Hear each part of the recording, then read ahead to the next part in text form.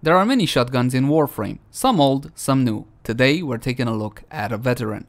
Hey guys, hello and welcome back. As always, my name is Leyzar and this is the Strun Wraith. With a mastery lockout of only 10, this weapon can be obtained from invasions. However, if you want to spare yourself the hassle, you can obtain it from the trade chat or from Warframe market for about 70 to 80 plat.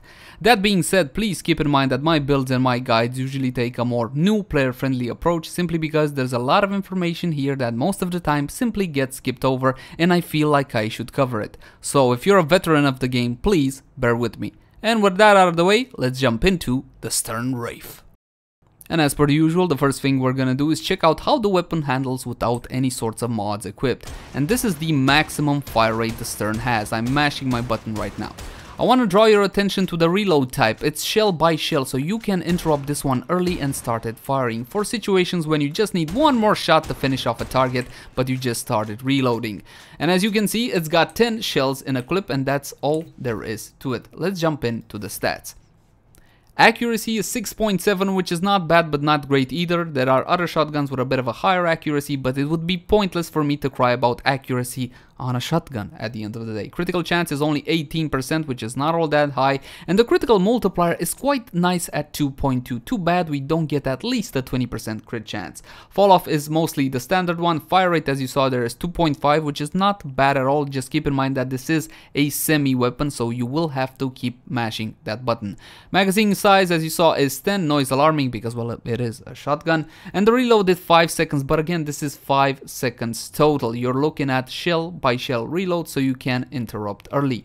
Riven disposition is 5 out of 5 because not a lot of people use the Strun. However, all players of the game are definitely fans, well, some of them, of this particular shotgun.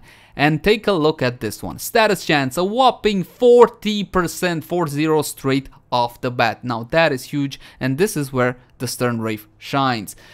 As for the damage it deals, by flat amount we got impact, and this is the highest value. Then we got puncture and slash, which is second highest. Now I'm gonna tell you right now, I did try to build this weapon for slash. It simply is not effective whatever I try. So it's definitely not the same type of slash as you would do with something like a Tigris Prime. Mod capacity is 60 out of 60, and you do this one by jumping quickly into actions and installing an Arcane Catalyst. As per the usual, this one can be obtained from alerts, invasions, or if you're lucky, from the daily sortie. I usually end up having to pay 20 plat for it. You'll also notice that there's the number 2 over here up right. That means that my weapon has been format 2 times. However, for the build I'm recommending you guys, you can get away with a single format. And with that out of the way, let's slap on some mods. And as per the usual, the first thing we're gonna do is add damage.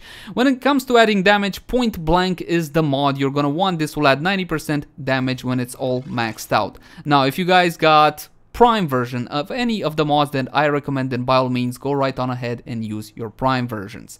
After adding damage, we're actually not gonna stop there with the damage. There is another shotgun mod that I absolutely love and works beautifully for the Strun Wraith, and that is Blaze. So we're gonna be adding Blaze for the moment.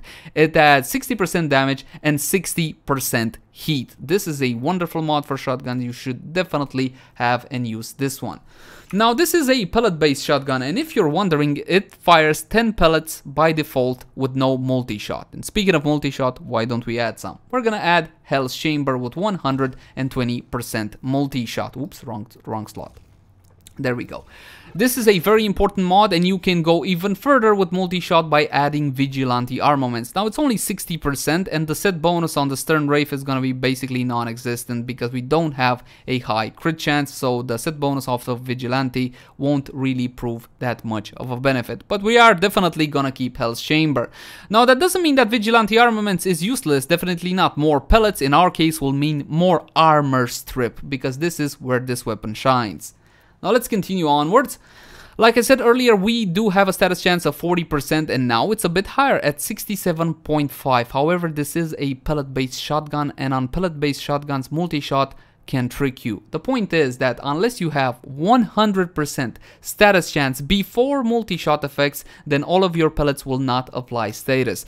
To explain this as simply as I possibly can, it simply gets divided down among your pellets unless you have a 100% status chance before multi-shot effects. So we don't get tricked, we're just gonna disequip Hell's Chamber for now, and we're gonna equip some more status. The way we're gonna put on status on this shotgun is through the 60/60 mods. So why don't we start off with adding a little bit of Toxin. Toxin is always good. Yes, Toxic Barrage is the 60/60 mod, and it will add 60 Toxin and 60 status chance. Let's go on ahead and add electricity as well, and that is Shell Shock. Now, Shell Shock is a bit expensive. I don't like to recommend expensive mods for my builds. This one can be farmed from the mission Elgar on the planet Eris. If not, you can go to the trade chat and pick it up for 60-70 plat. It is a bit expensive, but it's definitely worth picking up. And the last 60/60 mod we're gonna equip, at least for now, is gonna be Scattering Inferno. Now this will add 60% heat and 60% status chance, and unlike Shell Shock, this is more common, more easy to obtain, and more affordable. And as you can see now, finally we have a 100% true status chance, so we can go back to adding our multi-shot. So why don't we do that? Hell's Chamber, of course, like I said before, it is mandatory. Now what I want to do is pause right here and let's talk a little bit about damage types. Now elemental damage types get combined together and form other elemental damage types. As you can see, the way things are arranged right now, we are doing electricity damage and gas damage. Now gas is extremely effective against Corpus faction because it simply bypasses their shields and does damage directly to their health. Against Grineer, heavily armored targets, you want to build corrosive, and against the ever so popular infested, mostly anything worse, so you guys can just go for flat out heat. Anything again mostly works against the infested. Now that being said, I want to exemplify how you change your elemental damage type. The priority is from top left to bottom right, and that's gonna be the combo priority. So for example, right now I have heat together with heat, which will make, yes, more heat, but then we got toxin, and that is why we have gas. If for example, if I change the location of Shell Shock, which gives electricity, and I put it here, and now I got a combination of heat and electricity, it will change to radiation damage, and radiation is extremely good against Eidolons down on Cetus. If I want to make corrosive, then I'm gonna need the combination of electricity together with toxin, so I need to put these one in front of another. You get it? Now I finally got my corrosive, and the rest will be heat. Now, considering that this weapon does a lot of slash damage, a good idea would be to use viral damage. What viral damage does, it simply reduces the health of enemies by a whopping 50%. So in a way, your slashes will be doing double damage. Keep in mind that slash damage, this one, will bleed the target out, not caring about any sorts of armor. But we still don't have cold on the weapon. Now I'm gonna tell you this mod right here, I personally consider absolutely mandatory on the Strun Wraith, and it's called Chilling Reload. This one will add a 60% cold and 40% reload speed. The biggest drawback to the Strun Wraith is that huge reload time. I simply feel like I'm reloading all the time, and I'm not comfortable playing this weapon without at least that 40% reload speed. When it comes to reload speed, this is not your only option. Another good option would be something like Seeking Fury. Now this one will give you 15% reload speed and 1.2 punch through. That's 1.2 meters, theoretically at least. That punch through comes in super useful when doing lower level content. But at a higher level, to be honest, I just don't feel comfortable with having such a low reload speed. Again, it is simply too long, and this is mostly preference based. So if you guys feel like you can drop the reload speed altogether and you're fine reloading all the time, then you can forget about Chilling Reload. You can use even more multi-shot, more pellets, more armor strip, more damage, more slash, depending again on how you build your weapon. And for more multi-shot, the ever so popular Vigilante armaments is definitely not a bad idea, especially considering the high base pellet count of the Strun Wraith. For now, at least, we're just gonna keep Chilling Reload. We got our cold damage now, so if I wanna make viral, I wanna mix together toxin and cold, so I gotta get out electricity, and I'm just gonna change these two around, and you see now I have radiation damage mixed together with viral. Like I said before at the start of the video, I tried making this weapon into a slasher with viral. Whatever I tried, it simply did not prove effective. If you guys want to try it out for yourself and do some testing, by all means go right on ahead, but I'm simply not gonna waste your time now.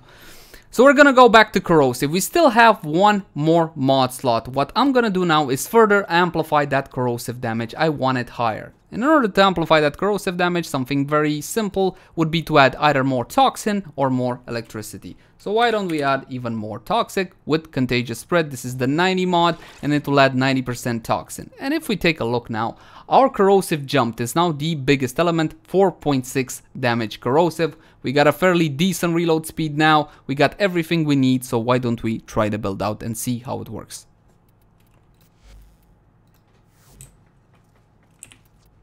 We're gonna spawn in 8 corrupted heavy gunner level 110, and I'm actually gonna change my Warframe from Mirage to Vauban, and I'm gonna explain in a second why that is.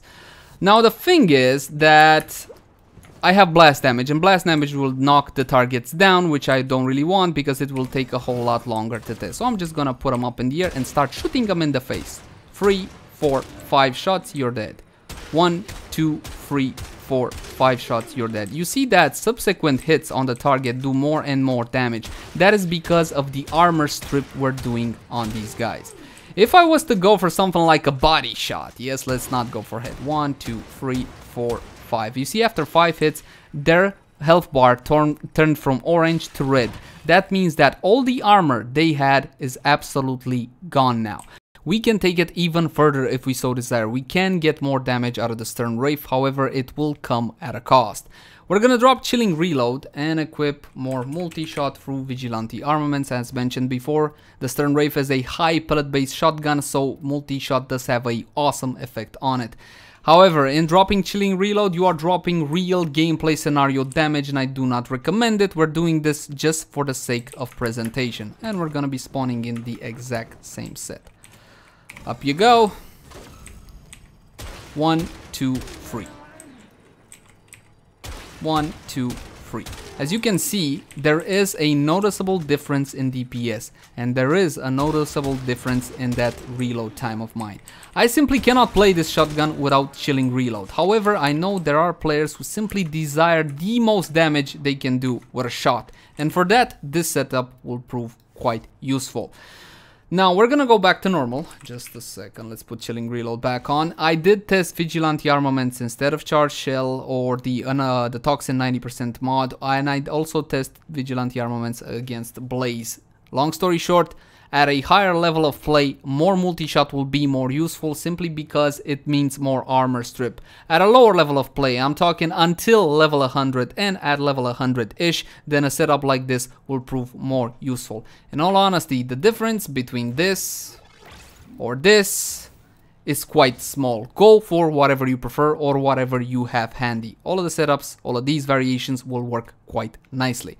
Now let's switch to my main setup, and I do have a Riven on loan from a friend, thank you very much, because as you can see I am broke and I can no longer buy Rivens, boo-hoo. In any case, my Stern Riven has 229% extra damage and 164% extra multi-shot, which works beautifully on the Stern.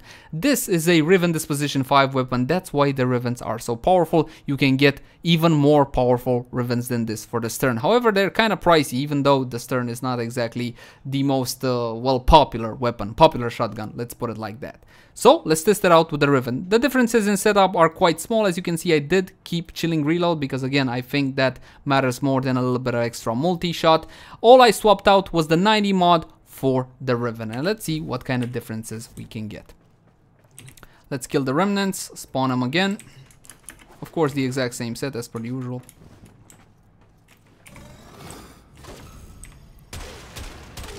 Free shots. Free shots. Free shots. A whole lot more consistent, ain't she? And yes, Rivens do make a difference, but you do not need a Riven to have fun, and the Stern does not require a Riven to be a competitive weapon. If you guys want to take this one on, I don't know, 1 hour in defense, you can do that if you so desire. Nobody should be able to keep anything against you. And that's gonna do it for the test mostly. I would like to point out, however, one additional thing. Let's talk about arcanes. Now there is an arcane for shotguns that I enjoy quite greatly. It's called Arcane Tempo. You can farm this one from the terror list. That is the first Eidolon down on Cetus. If you can't be arsed to farm, then you can get the R3, the full set for this one, for as low as 45 plat. On critical hit, which we don't do a lot with this shotgun, 10% chance for plus 60% fire rate to shotguns for 8 seconds and the usual plus 1 arcane revive. Now it's true, in the case of the Strun, this doesn't come in very useful, but if you're a shotgun fan like I am, there's no reason in not using Arcane Tempo with your shotguns. And I believe that's gonna do it for now. I'm gonna thank you guys so much for watching. Please like, favorite, share, and subscribe if you enjoy the content. If you got any sorts of feedback for me, by all means, leave it in the comment section down below. I give you my word, I will read each and every comment. But until next time, guys, bye-bye!